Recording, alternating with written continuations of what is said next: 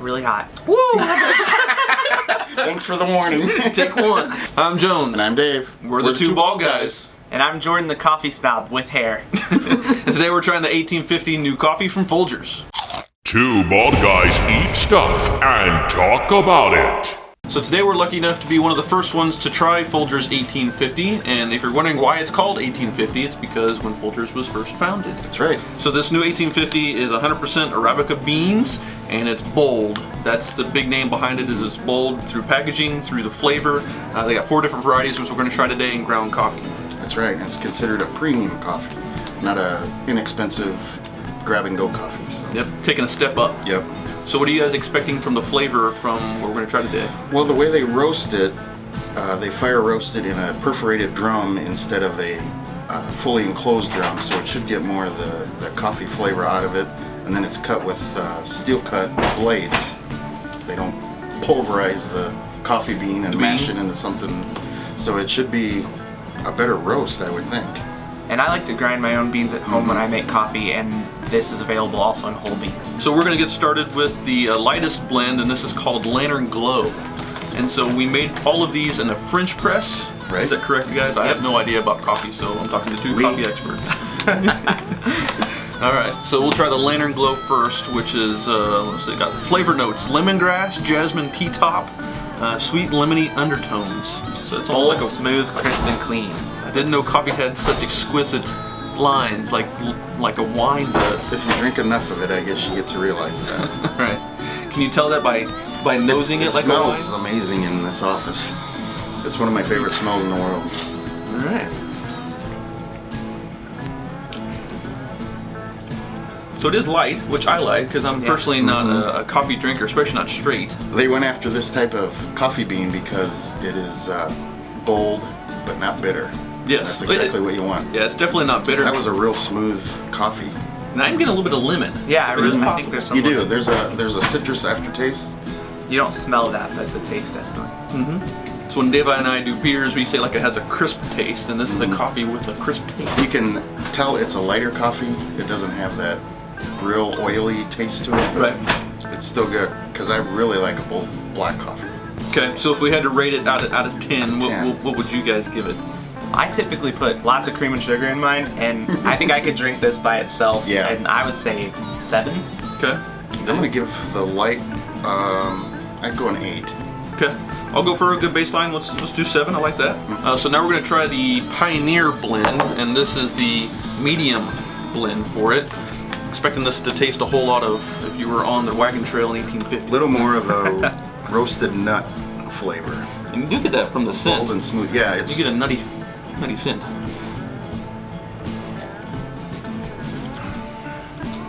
You definitely get the roasted nut undertone. You can tell the difference between that and Lantern Glow. Yeah, definitely stronger. Yeah, no citrus. A little bit more bean for me. That's because I'm not a huge coffee drinker. This would probably be about the lightest I would drink coffee, is the medium. You like it real dark then, huh? Yeah, I like it like campfire dark, you know, where it pours out like oil. Yep. That's how I like coffee. But still, it's crisp. I mean, there's no bitterness to it, which is good. None whatsoever. And surprisingly, a difference from the first one, I think. If you got to rate it 1 to 10, what'd you give it? I'm gonna give this an 8 as well. Okay. I would maybe say 6.5. I think I like the first one better. Okay. I may actually like this one better than the first one. I think it's the nuts rather than having the lemony aftertones. I like the nutty taste, so I'll give it a 7.5. All right. Next up, we got the Trailblazer coffee, and this is the medium dark roast. Medium dark.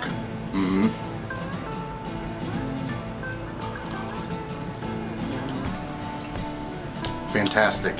So you like that one the best so far? It's getting better. Yeah, this one's definitely dark. So for me as a non-coffee drinker, I mean, it's not overwhelming. It's, again, not bitter, which is great, but it's definitely, you get the roast. Yeah. This is interesting that we have 3 different levels of coffee drinkers. Where I like it really dark and not much added to my coffee, and you like a lighter roast with creamer and sugar. I don't like coffee at all. And you don't like coffee at all. So But I still think this is good without It is. cream and sugar. no bitterness at all. It just isn't how I would prefer, but I like it. So actually, as the description, you kind of get a little bit of chocolate too. You do. Just a little bit of hint. So far they've been very different coffees. I'm gonna go 8.5 on this one. I think I'll go back to a 7. I like it a little better than the last one. Okay, this one I'm going to drop down. I like that. I like the Pioneer blend just a little bit more, so this is going to go down to 6 for me. Last but not least, we're going to try the Black Gold, which is the darkest blend that 1850 has. It's definitely the darkest one. It's dark. It's delicious. No bitterness at all. I'm amazed. I feel like it has less flavors though than the medium, which makes sense because when it's roasted more, it probably roasts more out. You're right. You definitely get the darkness, but there's no aftertaste that I can think of. Yeah, besides that's why I think the chocolate aftertaste is not there. Yeah. For being a dark coffee, I actually don't mind this. No.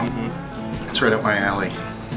That's good. What's impressed me throughout the whole 1850 line is it's not oily as some coffees are, and so again, there's little aftertaste at all. And the difference between all 4 blends, you can really tell the difference. Yeah, you can definitely tell they're going after the premium coffee drinkers because this is a step up from, you know, anything I drink. So if you had to rate this one out of 10? I'm going to go back to an 8. It's not quite as good as the Trailblazer, which was the medium dark, but for a dark coffee, it's really good. I think I'm going to say 8.5. I liked it a lot. I like it, and I also think that it would balance really well with the cream and sugar since it does have more of a bold taste. So, like, I do like the coffee taste, I just like it balanced with this sweet would lend stuff. itself more to somebody who adds stuff to their coffee. Yeah. I'm actually going to give this one a 7.5, just the same as what I gave the Pioneer blend because, again, there's not a heavy coffee flavor to it, even though it is the darkest coffee. Yeah, it's crazy. awesome. But so this one obviously is our number 1 would be the Black Gold. So if you guys had to compare this coffee to something that you drank before, what would you compare it to? I would definitely say something that you would get at a coffee shop. It's just got a very smooth, strong coffee flavor, but not, like you said, burned. Right, because you have to get it to the point where it's almost burned because you're adding so much flavor to it. You still want to get the coffee flavor, but this doesn't have any of that. Yep. What I like is there's no bean flavor. Yeah. That's the one that does it for a non-coffee drinker. This is something that I could really move to and get into the game of coffee. Yeah, that's amazing in itself. Coming in mid-April, 1850 will come in different varieties. I got the K-Cups. I have the ground coffee. And I have the whole beans. And I actually, as a graphic designer, really appreciate the attention to the packaging. It's got some cool raised, like rubberized pieces. It's very cool. So if you don't like making your own coffee, whether through whole bean ground coffee or K-Cups, they're also making it simple too. Right, in July they're coming out with a bottle of the ready-to-drink coffee. Yeah, and I think there were sweetened and creamed versions and everything. Yeah. That'd be the one that I would pick up too, because I actually like cold iced coffee. I do too. I like it on the go when we're traveling, so I'm gonna pick up some of those as well. Yeah. Thanks everybody. Thanks. 2 bald guys eat stuff and talk about it. Just 3 dudes sitting around Coffee. Blowing on their cups.